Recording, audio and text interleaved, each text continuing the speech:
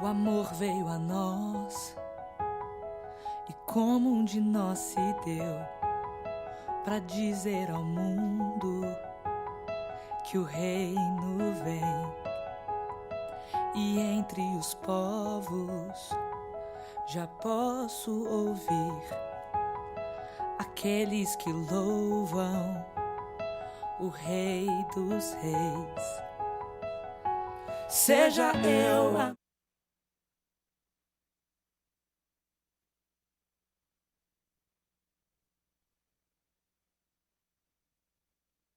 frio maravilhoso, curitibano, nessa umidade assim, né? Gela até a tua alma, maravilha. Muito bom. Onde é que sua Bíblia está aberta agora? 2 Coríntios, né? Muito bom. Que capítulo? Tá com frio, Mauro? Venezuelano sofre aqui em Curitiba, né? Tranquilo.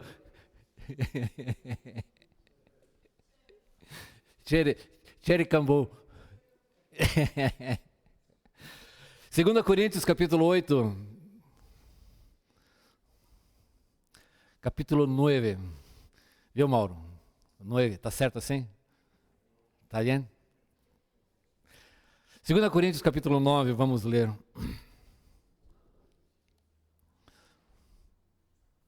Os primeiros versículos ali.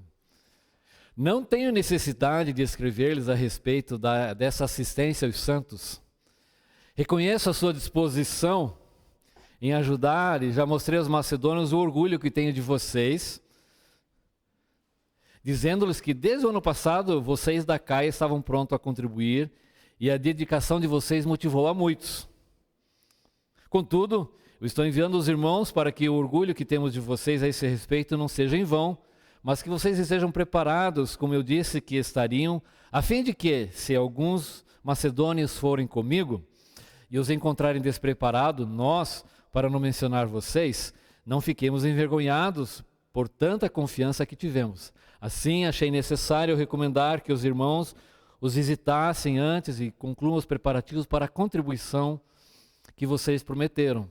Então ela estará pronta como oferta generosa e não algo dado com avareza. Lembrem-se, aquele que semeia pouco, também pouco colherá pouco. E aquele que semeia com fartura, também colherá fartamente. Cada um dê conforme determinou em seu coração, não com pesar ou por obrigação, pois Deus ama quem dá com alegria. Essa unidade da carta de Coríntios fala dessa ação que Paulo mobiliza algumas igrejas na Caia, na Macedônia, de levantar recursos para suprir a necessidade de irmãos que estão passando necessidade lá em Jerusalém. E essa unidade ela vai se caracterizar por algumas expressões que se repetem várias vezes. Uma delas é a questão da generosidade e liberalidade. Nessa ajuda, nesse ministério, nessa ação, nessa diaconia, Paulo usa essa palavra, ou nessa koinonia, nessa comunhão, nessa participação no suprimento dessa necessidade que os irmãos estavam passando. Outra realidade, Paulo vai usar palavras que sempre falam de fartura, de coisa que excede, algo que vai além, de ser acrescentado, de transbordar, de se destacar. É uma palavra que fala de coisa que vai muito além. E ele, nos primeiros versículos até o capítulo 15, Paulo mostrou então, foi dando as bases, como foi a ação da igreja da Macedônia, e deu alguns princípios de como contribuir. A base da graça é outra palavra que repete várias vezes aqui nesses 2 versículos, mostrando a graça, só que de uma perspectiva diferente. Não daquele que recebe a graça, mas Deus dá uma graça de você entender como você ministrar graça na vida dos outros, e isso tem um custo. Paulo vai mostrar essa possibilidade, essa ação maravilhosa. Aí do versículo 16 até o 9:5, até o 9:7, na verdade, Paulo vai mostrar como essa graça ela deve ser administrada e a responsabilidade que Paulo, o cuidado que Paulo tem. E ele monta uma equipe, um grupo de pessoas. E é interessante que esse grupo de pessoas, algo do perfil desses homens, né, que Paulo monta, Tito e mais 2 irmãos, eram homens de grande cuidado e interesse. O coração deles estava nesse empreendimento. Eram pessoas que foram escolhidas pelas igrejas, alguém da equipe de Paulo, o próprio Tito. E esses irmãos então, e a primeira razão que Paulo coloca para a montagem desse grupo era para que toda a administração daquele recurso que seria levantado, tanto dos irmãos da Acaia, né, que fica lá na parte norte da Grécia, na Macedônia, e a parte sul é a Acaia, todo aquele recurso que fosse levantado. Não é que nem hoje em dia, né, que você faz um Pix, né, cheque ninguém mais usa, né, mas a movimentação financeira naqueles dias era bastante diferente, muito diferente. Não podemos imaginar, né, que as coisas funcionavam como nós funcionamos nos nossos dias de hoje. Mas Paulo tinha essa preocupação da lisura, da observação,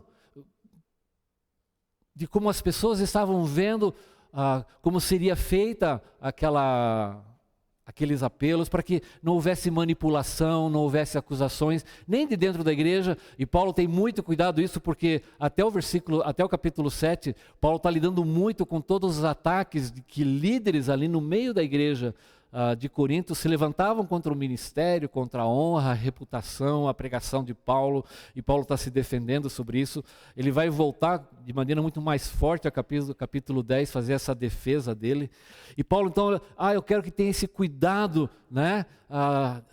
Não só diante de Deus, mas diante dos homens também. Isso está no versículo 21, ali Paulo fala sobre isso. Todo esse cuidado.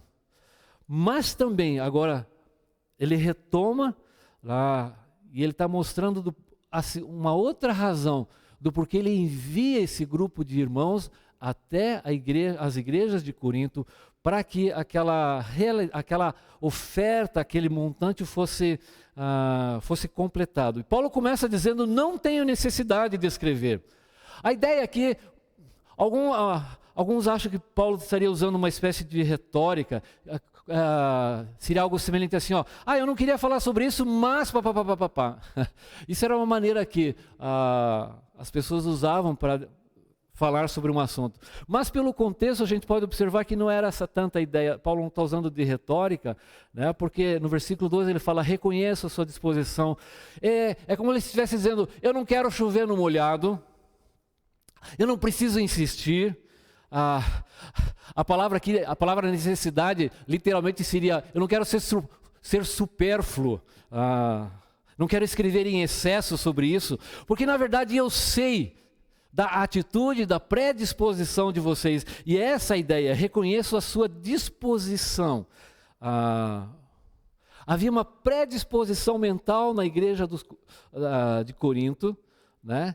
E Paulo está dizendo, como ele elogiou essa predisposição, essa inclinação de mente. E Paulo fala, foram eles mesmos que tinham dado essa ideia. Paulo então tinha elogiado para os macedônios, né, essa predisposição em ajudar, e como ele estava orgulhoso, como ele elogiou a igreja, ele estava assim, muito contente e satisfeito, né, que desde o ano passado eles estavam prontos. A palavra prontos aqui é uma palavra muito interessante, a gente já vai falar sobre ela. Paulo sabiamente, veja só, no capítulo 8 ele começa falando de qual igreja? No capítulo 8.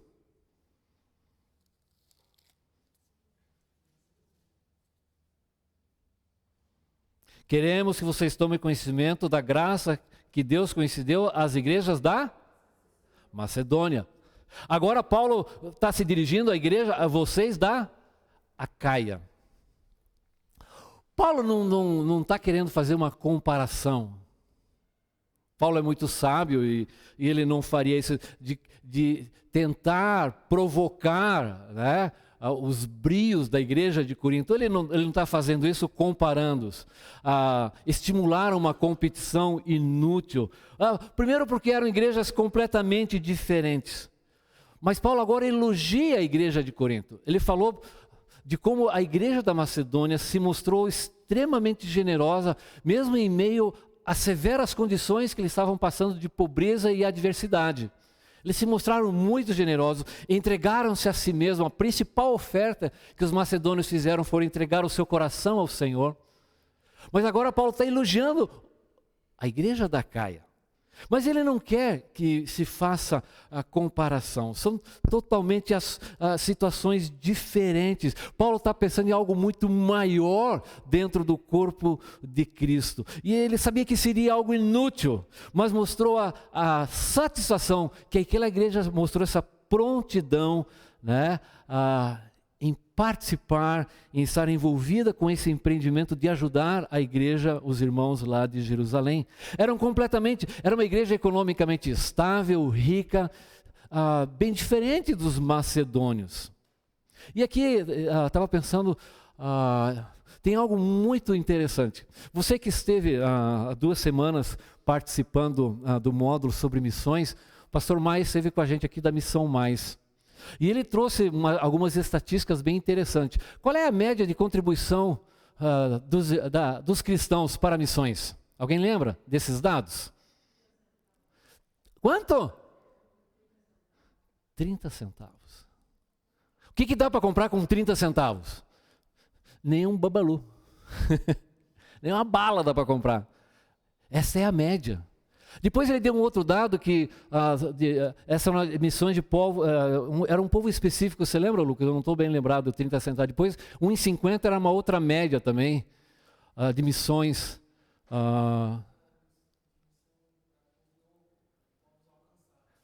Quanto? 30 centavos? Ou 1,50? 1,50, povos não alcançados, né? Alcançado. Não alcançado. 1,50, 5 vezes mais. Coisa extraordinária, né? Com 1,50, você nem pega ônibus. Aí você pode pensar, poxa vida, né? Mas a nossa igreja aqui, ela contribui com R$500 todo mês para 4, 5 famílias de missionários que nós temos. Vamos imaginar que nós temos 100 irmãos que têm renda. 500 dividido por 100, de cabeça, R$5. Nossa, 3 vezes mais do que a média mundial, ou nacional, não lembro.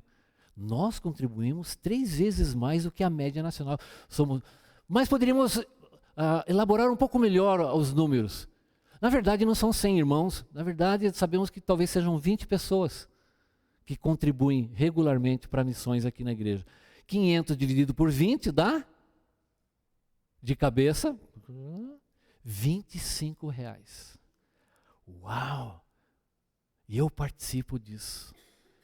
R$25. Isso dá 17 vezes e meia mais do que 1,50. Puxa vida, Deus deve estar muito feliz comigo. Faz sentido esse tipo de comparação? Claro que não. É inútil. Porque talvez nós poderíamos estar contribuindo com 2 ou 3 vezes mais do que já fazemos. Sem falar do que não contribuem, né? Talvez você que contribui poderia estar dando até mais, ou não. Ou talvez estamos dando aquilo que está no nosso alcance. Mas toda comparação é inútil. A questão não é se estamos fazendo mais ou menos. A questão é se estamos fazendo aquilo que está de acordo com a nossa capacidade, que é esse o princípio que Paulo está desenvolvendo aqui, que a generosidade é de conformidade com aquilo que se tem e não com aquilo que não se tem. Não é para ninguém sair se endividando, né? Eu desconheço algum cristão que tenha, né, gastado o limite do seu cartão de crédito, o limite da sua conta corrente para ofertar para missões. A gente se endivida por um monte de coisa, não é verdade? Mas nunca nos endividamos. por causa de missões. E Deus nem quer isso, lógico. Então, essa comparação é inútil. A pergunta que sempre temos que fazer, se estamos fazendo aquilo que está dentro da nossa possibilidade.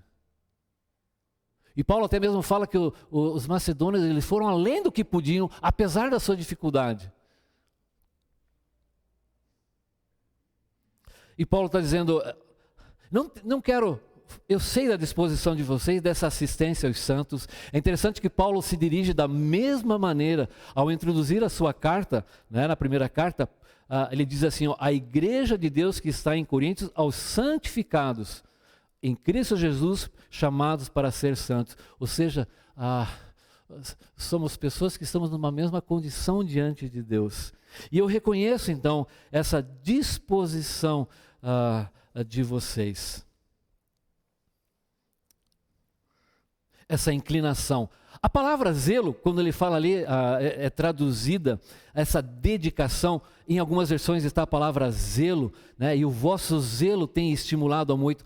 Ou seja, Paulo tinha falado, olha, o pessoal está tão animado, eles aceitaram tão bem, eles mostraram este zelo. A palavra zelo aqui vem de uma palavra que significa fervor de espírito, ardor. Ela é uma palavra que diz assim, ó, ela vem de uma palavra que quer dizer estar quente, fervendo, daí que vem a idade de ser fervoroso, de estar entusiasmado, aquele esforço, né? Aquela entrega para aquela situação, é essa a ideia da palavra zelo aqui. Essa dedicação, e aquilo estimulou muito o pessoal da Macedônia, e Paulo falou, olha, eu enchi a boca para falar, por isso que ele fala aqui do orgulho que eu tenho. Aqui a NVI traduziu louvor, né? Não, aqui está orgulho, em algumas traduções está a palavra louvor. Ele estava muito contente, mas a situação tinha que ir além disso. O que estava acontecendo? Já tinha se passado um ano. E durante esse processo, a igreja entrou em uma crise muito forte. Tanto é que lá no começo da carta nós vimos, né? Paulo tinha feito uma visita que não deu muito certo para tratar de alguns problemas que estavam acontecendo na igreja. Aí ele escreve uma carta, aquela carta com lágrimas, chamada Carta Severa. Alguns acham até que é o capítulo 10 em diante, mas é uma coisa controversa. E Paulo está lá em Troade, né? E Tito levou essa carta, ele não encontra Tito, ele abandona tudo e vai ao encontro de Tito e ele recebe as boas notícias, né? A igreja tinha reagido bem. Paulo estava muito preocupado. E então ele está escrevendo, Tito vai ser portador dessa segunda carta e vai com essa equipe, né, completar exatamente. E ele já tinha falado isso, veja lá no versículo 8:6, assim recomendamos a Tito que, assim como ele já havia começado, também complete este ato de graça. Então, durante aquele tempo, de toda aquela problemática, a igreja deixou de lado aquele processo de coleta, e eles estavam tão preocupados com aquilo, e Paulo então agora, né, está retomando aquela conversação, a relação entre eles tinha ficado um pouco estremecida, mas Paulo já, né, aqui no capítulo 8, fala, olha, tem que completar, né, no versículo 10, ele diz assim no finalzinho, a segunda parte, né, já que desde o ano passado vocês foram os primeiros, não somente a contribuir, mas também a propor esse plano. A ideia foi de vocês se viram, né, e aceitaram essa situação, e ele disse assim, ó, agora completem a obra, né, não fica só no desejo, não fica só na intenção, né, boas intenções só não é suficiente, completem, né, essa obra para que a forte disposição de realizada seja igualada no zelo, novamente, de concluir, ou seja, aquela boa vontade, aquela inclinação de mente, aquele desejo, agora na ação, né, para que realmente a coisa seja completada. E Paulo tinha elogiado tanto, né? E ele não queria então que as igrejas fossem, que os irmãos ficassem envergonhados em chegar ali, né? Paulo, não, vamos levar a coleta.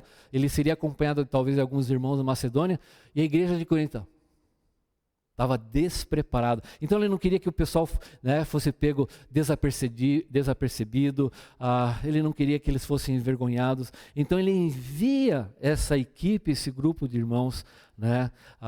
Então essa equipe tem esses dois propósitos. Primeiro, para a questão da lisura e integridade na administração, na boa versação daqueles recursos, não somente da coleta em si, mas no transporte e a aplicação no seu destino final. E a segunda essa equipe então iria ajudar esses irmãos a organizar e finalizar aquela intenção que eles mesmos tinham proposto, né, para que se concluísse aquela oferta prometida. Eles mesmos tinham proposto aquela iniciativa, estava paralisado, então ele não queria que a igreja fosse constrangida ou fosse feita de qualquer maneira, né? No versículo 4, a fim de que alguns forem comigo e os encontrarem despreparados, nós, para não mencionar vocês, não fiquemos envergonhados. A palavra aqui seja desonrado, né? Poxa vida, por tanta confiança. Essa palavra confiança aqui é bem interessante. Ela indica algo sobre o qual algo está sustentado. Fala de fundação.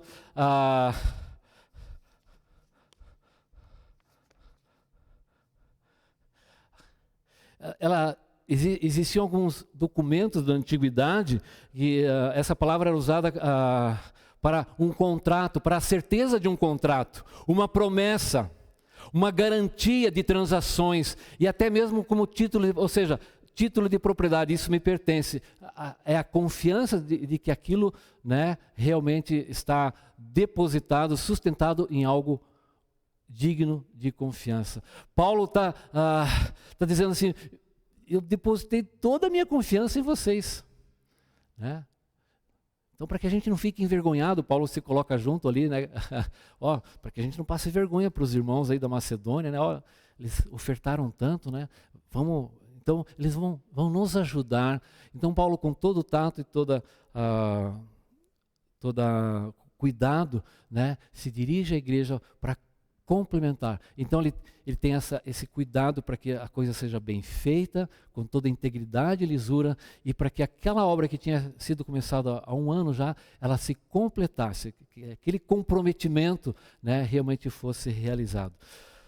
Portanto, né, julguei conveniente, versículo 5, recomendar aos irmãos que me precedessem entre vós e preparassem de antemão a vossa oferta já anunciada.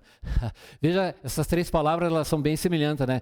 Precedessem, esse grupo vai à minha frente, né? E vos preparasse de antemão a vossa dádiva já anunciada, né? Paulo então anuncia, nesse versículo 5, o propósito dessa equipe, a fim de que? Esse é o propósito. Para que esteja pronta como expressão de generosidade e não de avareza. A palavra que Paulo usa aqui, generosidade, é uma palavra, ela ocorre aqui nesse versículo 2 vezes. Na NVI está traduzida como contribuição e oferta generosa. E no versículo 6 está traduzida como fartura e fartamente quando ele faz uma ilustração. Que palavra é essa? É uma palavra que literalmente ela soa assim, eulogio. Que palavra que lembra essa no nosso português? Elogio, louvor.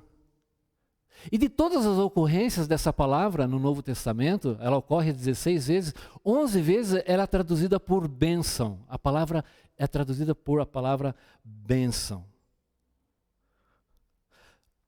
Também como presente abundante.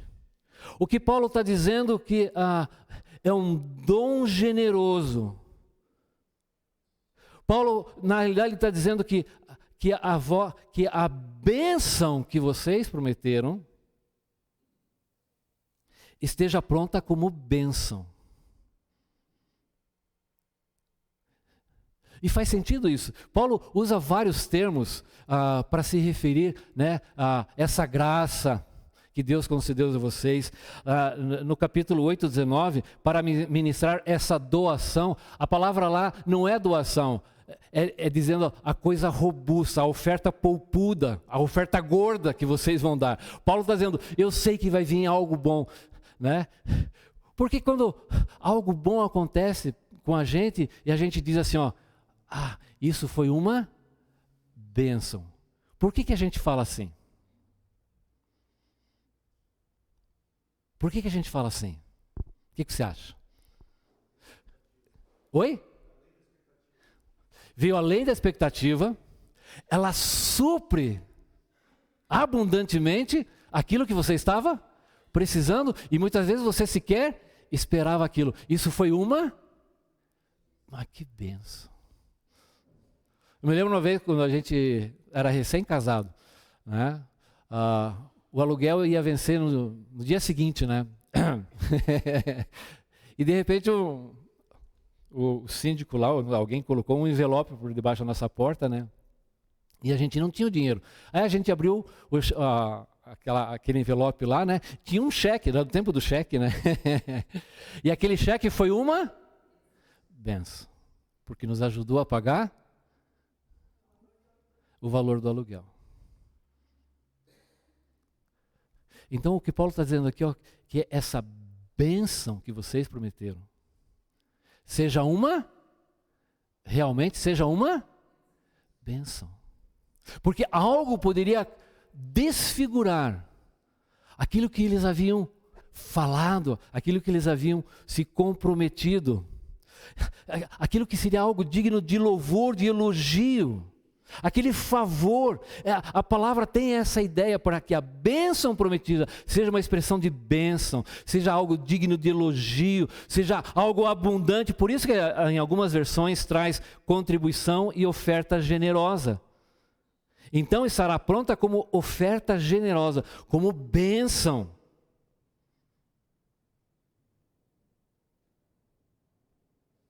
E não como algo dado com avareza. A palavra avareza aqui, ela é pobre à luz da expressão que Paulo usa. Essa palavra, ela traz a ideia de algo como de desencargo de consciência. Algo sem amor, sem responsabilidade. Não é uma expressão de empatia, de solidariedade, de preocupação.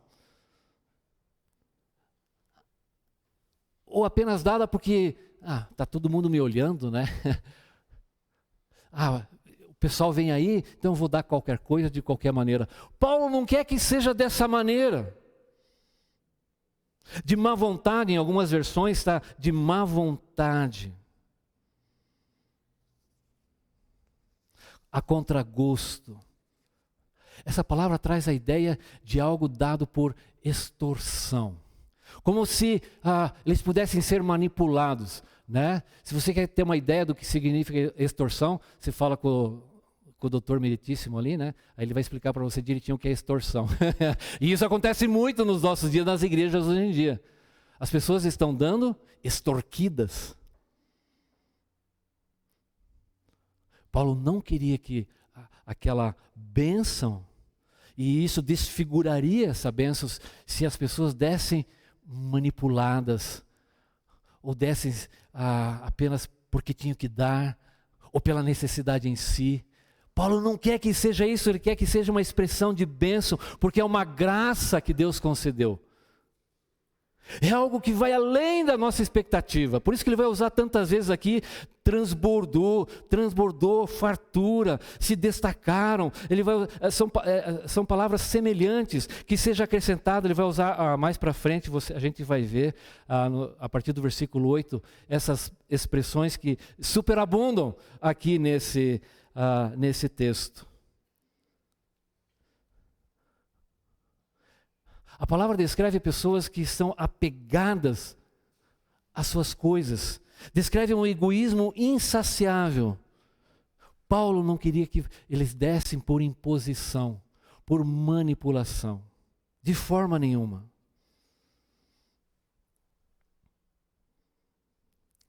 Para que não desfigurasse.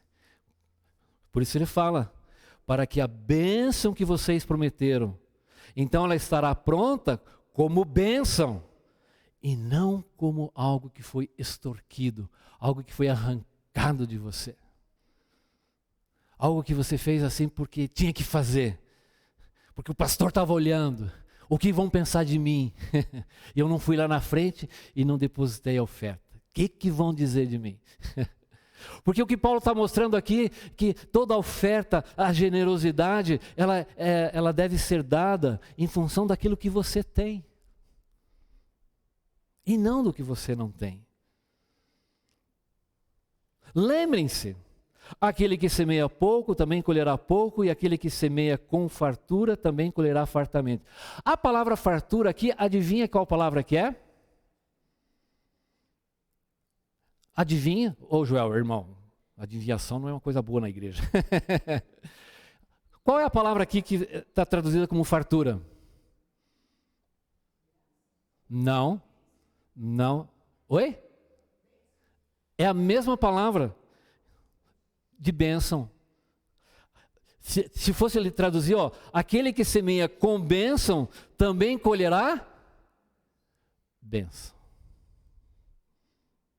Percebe que isso muda um pouco a nossa própria compreensão desse texto? Porque ele parte, como naqueles dias, né? Nós, apesar de que a gente vive num ambiente rural, naqueles dias a comparação, a figura de comparação que Paulo faz era bem mais pertinente. Você que viveu, né, trabalhou no campo, trabalhou numa horta, vai entender isso muito bem, né? E Paulo está dizendo aqui, ó, se você semeia pouco, o que você vai colher? Pouco. Mas também existe uma coisa bem interessante. Quando você semeia 1 grão de milho, o que acontece? Nasce um pé de milho, mas só nasce 1 milho. Quantas espigas mais ou menos dá um pé? 2 ou 3? 3 a 4, né? Vamos imaginar na média 3, né? Quantos grãos de milho tem cada espiga? João, você está fazendo muita pergunta, né? Muitos. Mas você percebe, foi semeado apenas um grão e você vai colher, né? Vamos dizer 600 grãos. Uau, é muita coisa, não é? Mas Paulo está dizendo, se você semeia pouco, você vai colher pouco. Ardilosamente, anos atrás, um pastor muito conhecido, ele trouxe um gringo e falou que se você doasse X reais para o ministério dele, Deus iria, com base nesse texto aqui, né, de semear aquela X quantia, Deus iria. E eu estava pensando, né, por que ele não disse, você vai lá na tua igreja e oferta isso? Você tinha que ofertar no ministério dele, não na tua igreja, né? Falei, não é possível, né? Não, vai lá na igreja, deposita lá, né? Mas não. E ele estava prometendo que, com base nesse. Mas não é isso que esse versículo está dizendo. Ele está dizendo que aquele que abençoa muito, ele vai ser abençoado ainda mais. Ele não está pensando tanto ele está pensando sim nos valores. Que a oferta devia ser uma oferta poupuda. É isso que ele diz lá no versículo 8:19. Que essa doação, ela vai ser uma coisa boa, porque vocês têm condições. Ele conhecia a realidade da igreja. Mas o que ele está pensando é naquela predisposição, no zelo, na bênção. Que aquilo iria mitigar, iria minimizar todo o sofrimento daqueles irmãos que estavam sofrendo lá na Judéia. Iria suprir aquela necessidade, seria uma bênção. E que se ele estivesse abençoando aquelas pessoas, eles também seriam abençoados. George Miller, muitos conhecem a biografia deste homem. Ele cuidou de 2.000 órfãos por meio da oração e nunca revelou as suas necessidades. ele recebia, ele conversava com Deus. Ele deu também generosamente para a obra do Senhor. A certa altura, ele apoiou totalmente 10 missionários na China. Durante um período de 54 anos, ele doou 86% do que recebia de seu sustento pessoal. Ele poderia ter se tornado rico e vivido no luxo. No entanto, ele manteve o seu funil aberto e Deus continuou derramando no topo. Peça dinheiro a Deus para dar e você vai ver que Deus vai dar. Peça dinheiro para abençoar e é esse o objetivo.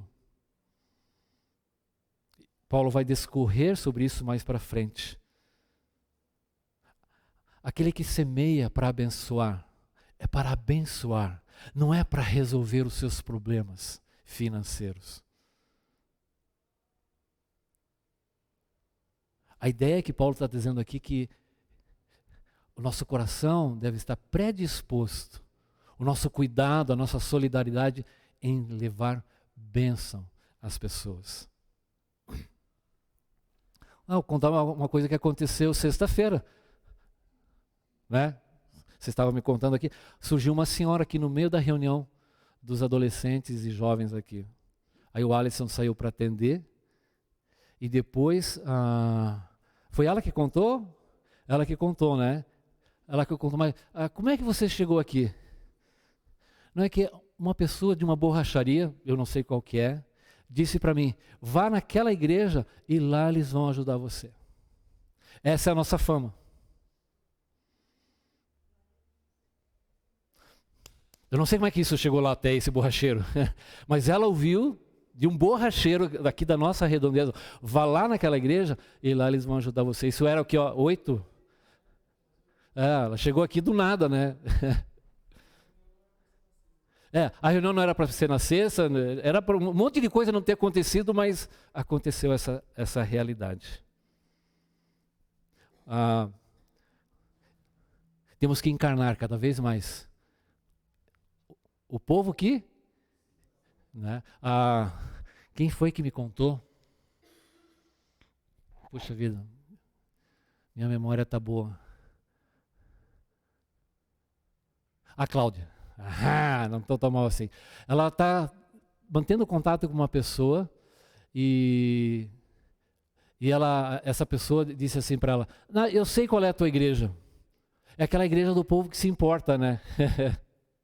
Eu sei o que vocês fazem lá, eu quero ir lá uma vez. Essa é a predisposição que nós temos que ter. Ao ofertarmos com generosidade. Outra palavra que nós vamos ver semana que vem, que Paulo usa aqui, é a palavra liberalidade. Ela é um pouco diferente de generosidade. Então, essa ação, e a gente vai ver aqui como é algo muito espiritual, porque Paulo disse assim, eu estou fazendo isso aos olhos do Senhor, veja a obra do Senhor Jesus Cristo, a gratidão, e a partir do versículo 8 aqui, a gente vai ver as reações e as promessas que Deus está fazendo acerca dessas ações, como é que Deus se compromete e se relaciona com a gente. É algo muito especial. Então, o que Paulo está mostrando aqui é que a graça que Deus nos dá, essa possibilidade, esse privilégio, né? E como isso faz parte da identidade de alguém que é um filho de Deus, de uma igreja que se diz cristã, que se diz evangélica. Então, o resultado colhido das bênçãos é proporcional à quantidade de como eu abençoo. Por isso a tradução aqui, né? Aquele que semeia com fartura, com bênção, também colherá fartamente. Aqui a palavra foi usada nesse sentido de fartura. Provérbios 11, 24 e 25 diz, a quem dá liberalmente, ainda se lhe acrescenta mais e mais. Ao que retém mais do que é justo, ser-lhe-á pura perda. A alma generosa prosperará, e quem dá a beber será descedentado. Não vos enganeis, em Gálatas 6 diz assim, de Deus não se zomba, pois aquilo que o homem semear, isso também ceifará, porque o que semeia para a sua própria carne, da carne colherá corrupção, mas o que semeia para o Espírito, do Espírito colherá a vida eterna. E não nos cansemos de fazer o bem, porque a seu tempo ceifaremos se não desfalecermos. O generoso, Provérbios 28, 27. O generoso será abençoado porque dá do seu pão ao pobre. O que dá ao pobre não terá falta, mas o que dele esconde os olhos será acumulado de maldições.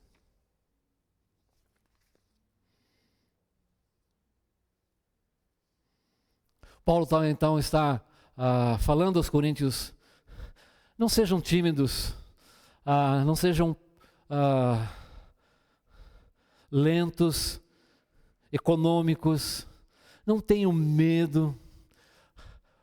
Um homem generoso nunca vai ser pobre e nunca vai ser triste. A participação no ofertar vai gerar bênçãos que são muito além do seu alcance e percepção. Porque é assim que é a graça de Deus. A graça de Deus extrapola. A graça de Deus é superabundante. A graça de Deus, por isso que Paulo fala lá em Romanos, onde abundou o pecado, superabundou a graça. É a mesma palavra. É algo que vai além. Por isso Paulo, não seja tímido no semear. Abençoe, abençoe, abençoe. Estava lendo, eu lembrei agora, uma senhora que tinha limitações físicas, de idade, ela contribuía no ministério de George Miller. E ela disse, ela tinha uma frase, e essa frase me chamou bastante atenção. Ela diz: doe sempre. Doe. Aquele que não doa, não vive. Aquele que não doa, não vive. E essa mulher era usada por Deus ali no ministério de George Miller. Warren Wiersbe, né? WW, o nome dele é Warren Wiersbe. Ele disse assim: ofertar generosamente não é algo que fazemos, é algo que somos. É um estilo de vida que compreende a graça de Deus. Versículo 7, para encerrar. Como é que está o relógio? É bom que eu tiro o óculos, daí eu não vejo.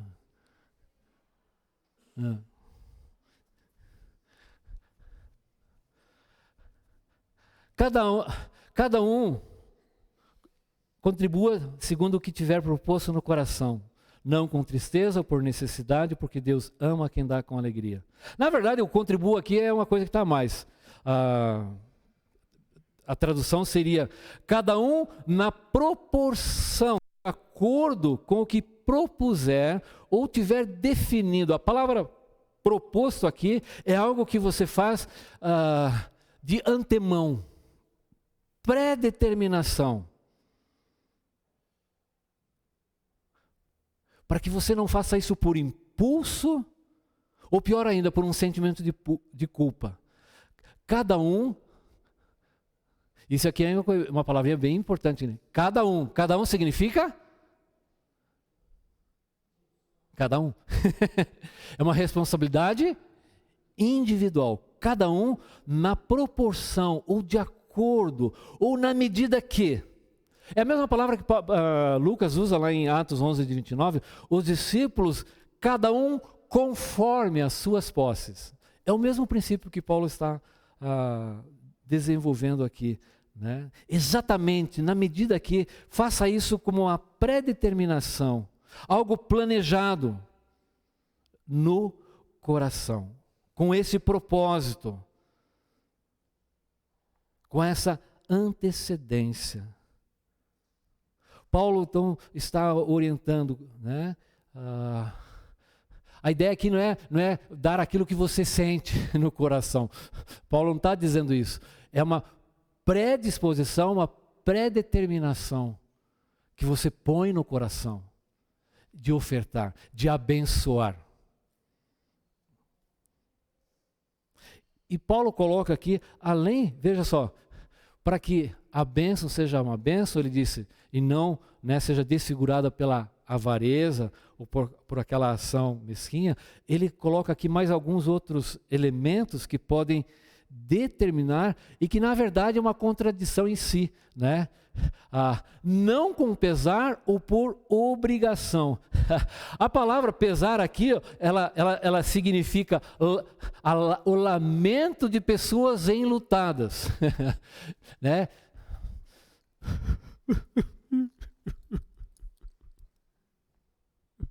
Como é que você já viu uma pessoa generosa fazer uma oferta de bênção? É assim que ele faz? Não faz, é uma coisa contraditória. O generoso nunca está lamentando. E a palavra traz a ideia essa aqui, ó, é com tristeza, com angústia, com aborrecimento, com relutância, né? O pastor apelou 315 vezes, né? E você vai lá, né? Você sabe que tem um recurso, mas... Então, a palavra, a ideia aqui, né, com pesar, a NVI traz exatamente isso, né, com pesar, parece que morreu. É a dor de alguém que está enlutado, né? Isso é incoerente. Alguém que está abençoando e você trazer uma oferta, não faça, né? Não tem razão de você fazer isso. E a segunda é por obrigação, né? Compulsão, novamente a ideia imposta pelas circunstâncias. Um exemplo bem notório isso, né? Havia um casal. Barnabé, a igreja bem no começo estava com um problema, né? Barnabé o que fez? Ele vai e vende um terreno dele. Ele predeterminou no coração que para abençoar a necessidade dos irmãos carentes da igreja, ele deveria vender um terreno. Ele vai e vende e deposita toda aquela grana aos pés dos apóstolos. Os irmãos estão muito felizes, né? Barnabé significa o filho da consolação. Os irmãos foram consolados. Barnabé estava por cima, né? Puxa, todo mundo... Aí tinha um casalzinho, Ananias e Safira. Puxa vida, ó. Barnabé, né? Vão fazer o mesmo. Eles vão lá e vendem um terreno. E depositam o dinheiro também aos pés dos apóstolos. Mas Pedro olha assim, mas você não precisava ter feito isso. Por que você está dizendo que está depositando isso quando você reteve metade? Você só está dando a metade. Você não precisava ter feito nada disso. E seu Ananias bateu as botas. Um pouquinho depois chega a dona Safira, né? Ainda bem que isso não está acontecendo mais hoje em dia, né? Não sei quantos membros a gente já tem aqui.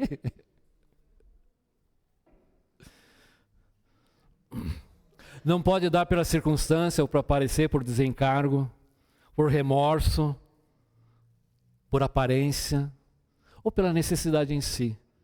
Não faça isso. Deus ama o doador alegre. A pessoa feliz está feliz pela contribuição feita, pela graça oferecida por Deus, por poder abençoar. O generoso será abençoado porque dá do seu pão. E uma coisa muito interessante aqui que muitas vezes nos passa ou pensamos errado. O texto não ensina que não importa o que ofereçamos. Não importa quanto a gente dê, R$1 ou R$100. O importante é que a gente dê com alegria. É isso que o texto está dizendo? Não, o texto não diz isso. Ele está dizendo que Deus ama aquele que abençoa, que dá uma oferta de acordo com a sua capacidade com alegria. A esse Deus ama. Percebe a diferença? Vou lá colocar 5, né?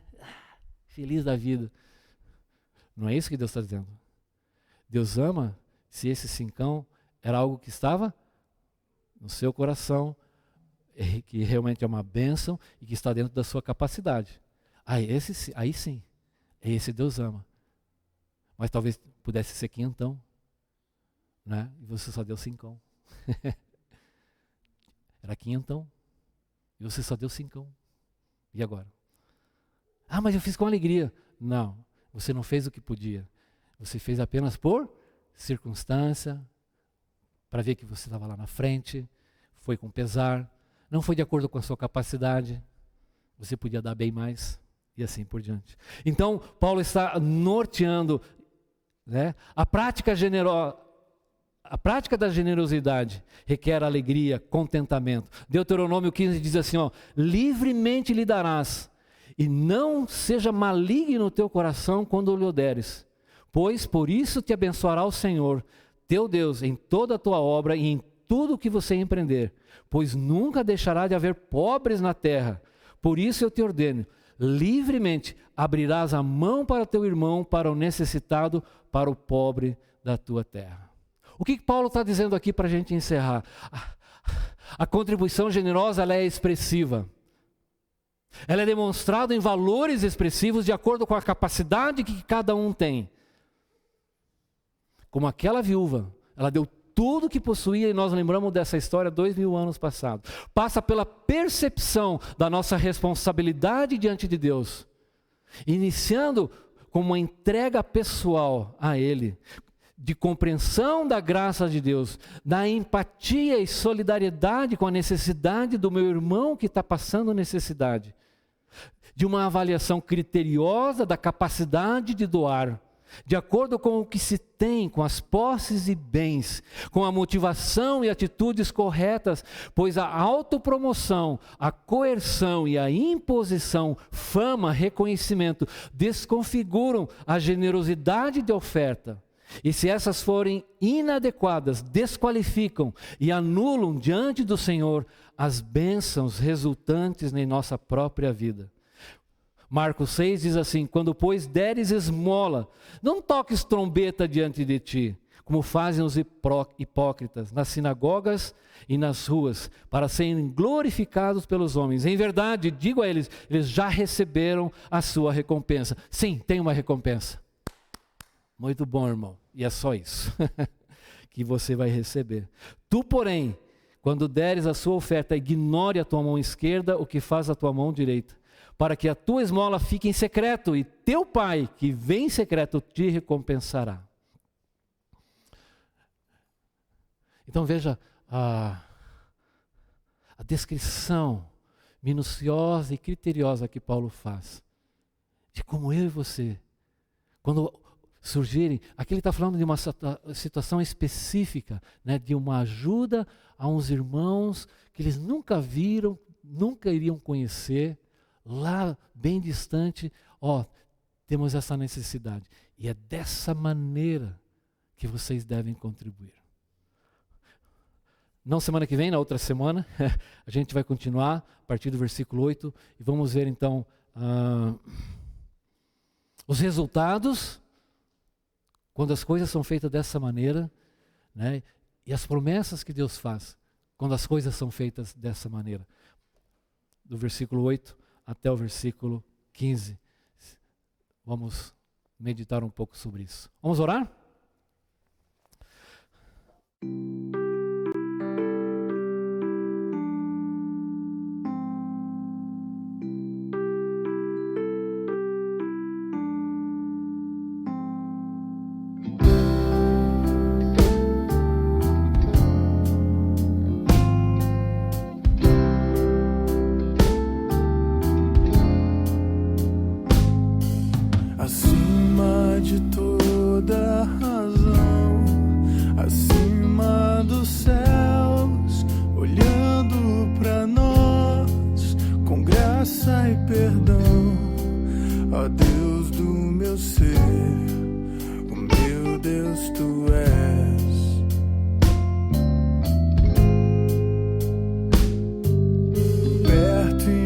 Perto eu estou, tua voz satisfaz, quebra e refaz o meu coração, renova a canção, sim, tão perto estás.